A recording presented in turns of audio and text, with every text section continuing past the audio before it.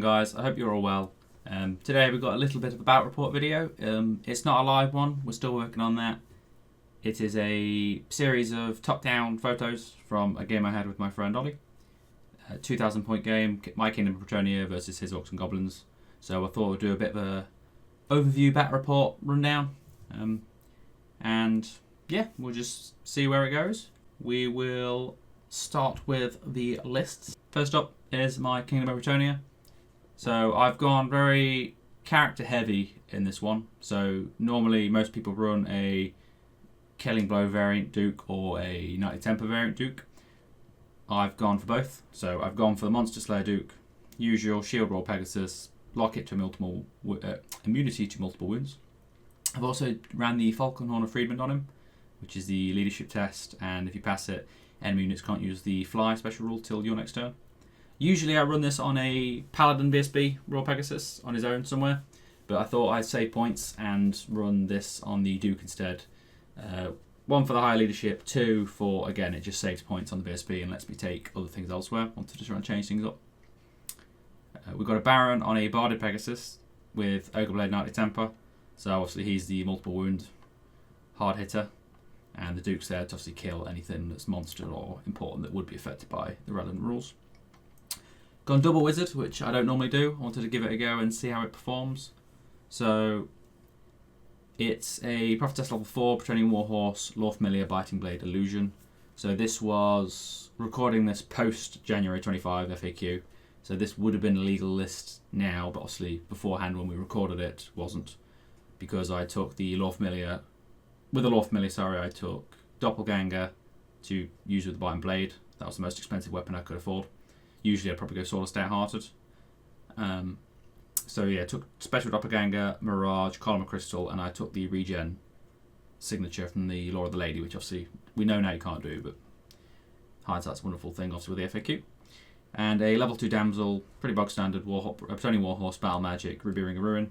I think she rolled Curse of Arrow Attraction and Oaken Shield, which I didn't bother swapping for the signature because I just wanted to trial and error and see what happened. Obviously, Oaken Shield, I know we already have a ward, but having a 5-up one gives that a bit more consistency. And the Curse of Arrow Attraction, I did in this list obviously run, as we get to my core, 2 big bricks of Peasant Bowman. So I thought I'll see how that goes. Probably wouldn't do it again because it didn't really come up when obviously things were either out of range or the knights were in combat. So again, hindsight's a wonderful thing, but that's what practice matches are for. So going on to the core, I have 3 bricks of 6-man mounted Knights of the Realm. All have full command, one has a war banner, and one also has a Gauntlet of the Duel champion.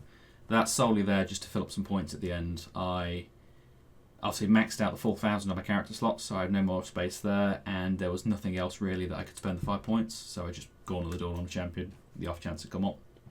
And lastly on the core is 2 big bricks of 20 Peasant Bowmen with a champion and a standard bearer. So I ran these in 5x4 formations.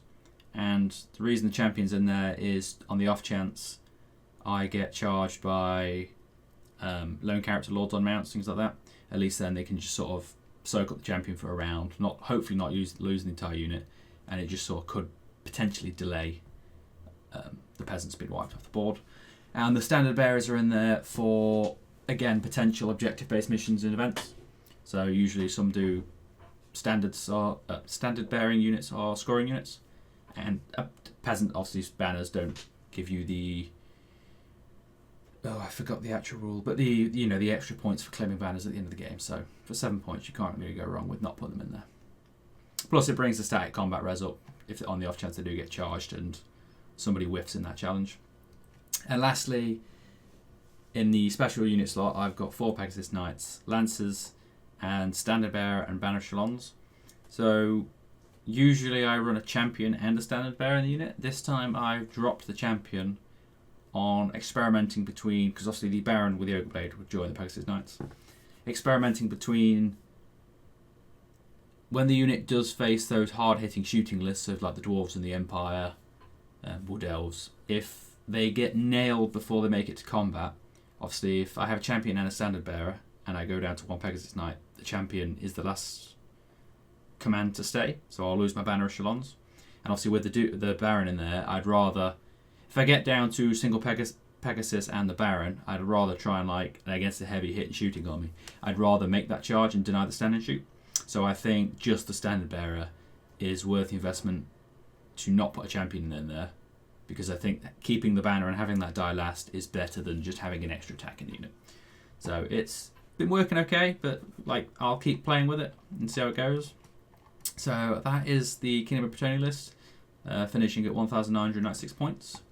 Next we will move to Ollie's Orcs and Goblin Tribes. So we've got a Black Orc Warboss, Shield, Wyvern, Talisman of Protection, Trollhide Trousers for that +1 save and regen. And obviously he will be the general of the army.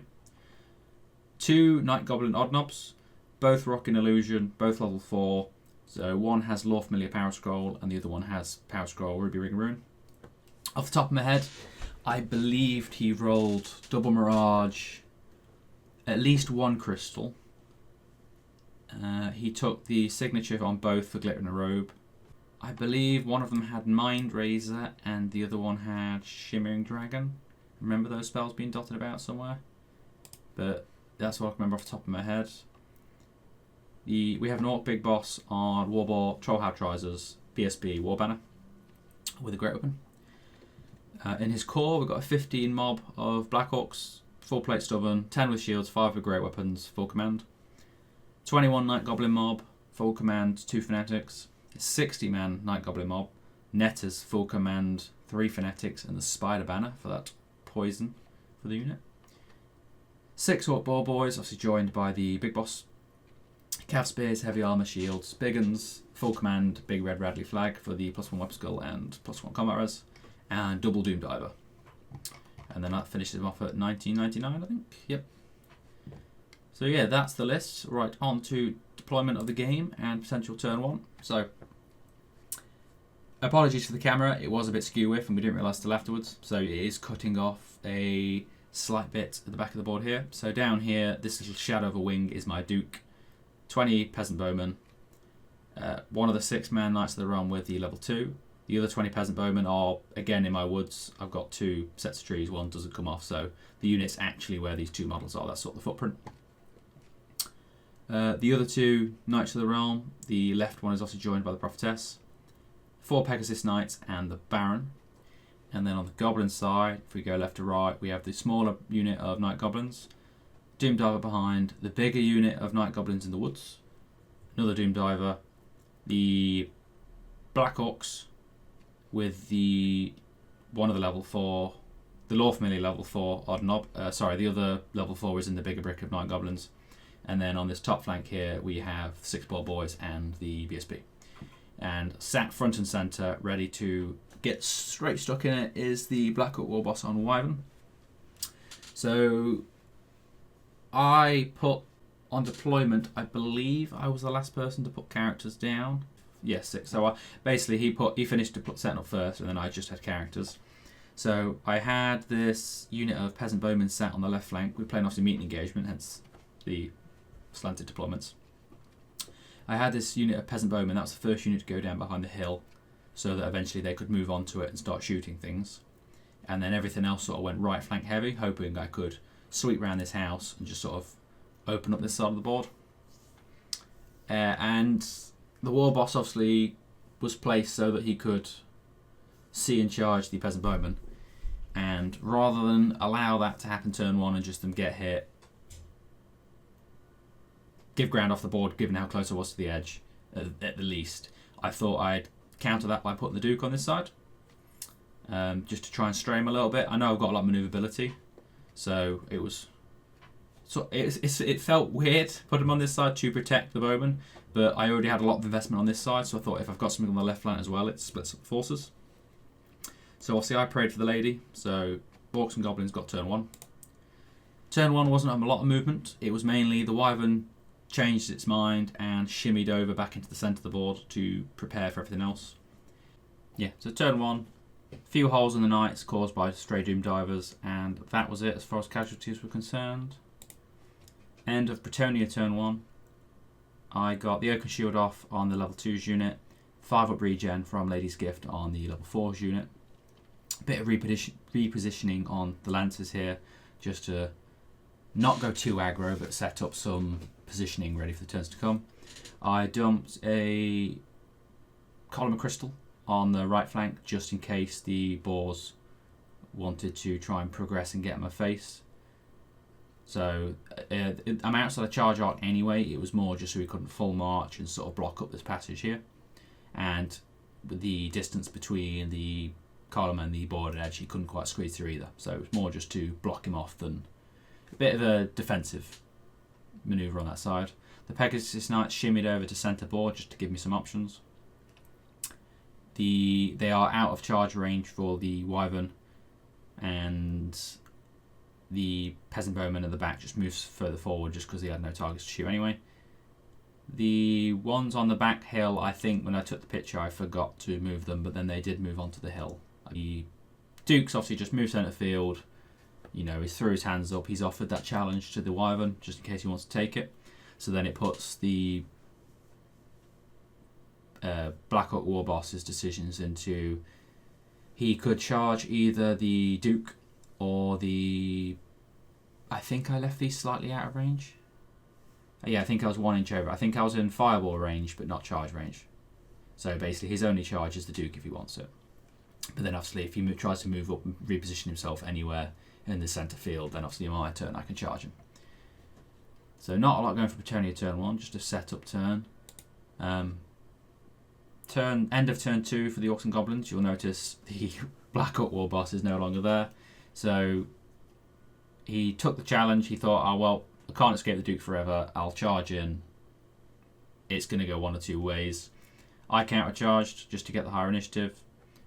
Luckily, it went in my favour. I went first. I swung. I got 2 6s to wound and failed both the wards, I think, at least. So obviously, kill it. The monster sled took over and took out the Warboss.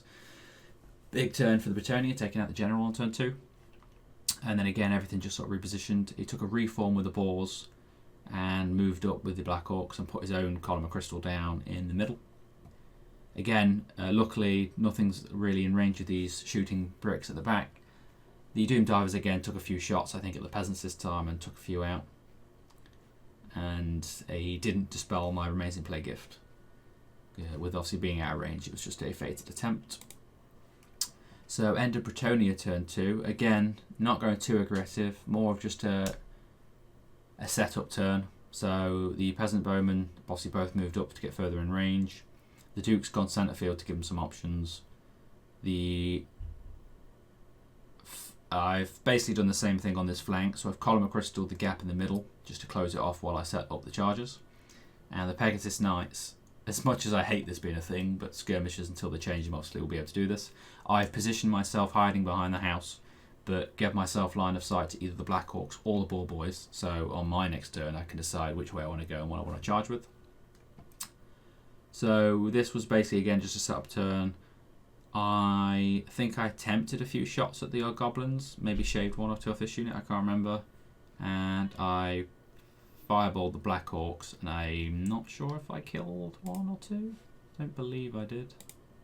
But no, again, it wasn't a massive turn for Bretonia, again more of a setup. The big thing was obviously taking out the Warboss on the turn prior. So turn 3 for the Orcs and Goblins. The Orc Boar Boys redressed the ranks and shimmied forward a little bit to form a line again, ready to either charge or brace a charge from my guys. The Night Goblins, I think, shifted up, yeah. So the Night Goblins, a smaller unit, has marched up just to get the position ready for some shots in the coming turns. The Column of Crystal, I think, is still there from the previous turn. I can't remember if that was a recast. It might have been recast just to shimmy it forward a little bit to potentially block a charge from the Duke. And yeah, I believe there was a few Doom Diver shots shot off. I think 1 misfired and lost a crew member, and the other one just missed. It wasn't a massive turn. On to my turn 3. So this is where I started to get a bit more aggressive and really set up. So the Duke just marched straight past the Black Orcs and the Boar Boys, got out of arch of the Black Orcs so nobody could charge them, sat behind the Boar Boys to give me some options. And on the right side, I got a pretty deadly flank off, I think. So I've moved up ready, got the regen, managed to get the Column of Crystal off. I've stayed out of the movement range of the Boar boys so that I could still countercharge just on the off chance he dispelled the Column of Crystal. And then the idea is the smaller unit is slightly back, so if he decides to charge that, I think I left it so it was about 4 inches in front, so that even if I got a max counter charge, he should touch both and it'll bring both into combat. I don't know how well that would have gone, but then it means he either just has to charge this or potentially bring both in. Pegasus Knight's obviously just positioned back into the middle. The Damsels unit is sat put to just carry on being sort of like a fireball platform. Since most of my aggro stuff is happening on the right flank, I wanted to try and take this right flank before progressing through to the middle. And again, the Peasant Bowman, I think on this side, just moved further up to get some stuff in range. And the left one, excuse me, I guess again, stayed put, cresting that hill just to shoot some shots off. On to Orcs and Goblin turn 4. So another march from a smaller unit of goblins, a reform from the bigger unit to turn to face this side of the board. The Black Orcs obviously reform to form a line ready to deal with the Duke. I don't know why the template's not there. I don't think my opponent dispelled the Column of Crystal. I think this might have been me removing it ready in my turn. Yeah, I think the Column of Crystal was still meant to be there. You will notice though the Baron is no longer in the picture. So a stray Doom Diver targeted the Pegasus Knights, drifted directly onto his head. I rolled a 1 for the Lookout Sir, failed the 6 of armour, failed the 5 at ward, and my opponent rolled a 5 for the D3+1 wounds. That just insta-killed the Baron. So he was no more. Other than that, I don't think I took many casualties, if any. So again, my opponent here just really set up for this counterflank turn. Quite a devastating turn for me, so I managed to get Mirage off on the Boar boys to shut off their countercharge, sent both Lancers in, and the Duke and the Pegasus has obviously charged the Black Orcs. I managed to kill all the Boar boys by the BSB who was fleeing and fled through the unit, passed a restraint test on both of these to reposition. This unit just turned ready to face these so I could just keep fireballing and shooting the other Night Goblin unit. And then obviously the Duke and the Pegasus shaved a load of Black Orcs off. They won the combat. They fell back in good order with their stubborn and then drilled out. Turn 5 for the Orcs and Goblin player. So this is where the Fanatics got released. And as you will notice, there are no more Pegasus Knights as they all got ball and chained off the board. As so did the level 2 and the Knights unit in the centre here. So the Fanatics really doing their thing in the late game. Yeah, so the Black Orcs are down to their 3 models left, which was just the command. The Goblin character obviously detached, I think, the turn before, which I think I forgot to mention. Yeah, so he left the unit the turn before when he figured out he was going to get charged. So he could still carry on casting spells and dispel attempts. He marched out this way to get out of overrun range. The BSB rallied, I think, but stayed at the back. Yeah, and it just come down to Duke trying to push through here. On my turn 5, I finished off the Black Orcs. Oh no, sorry, I think that was my end of my turn 5. So, end of my opponent's turn 6. It lined up that obviously I was still in combat at the end of my turn, so he couldn't shoot the Duke with his big poison blob.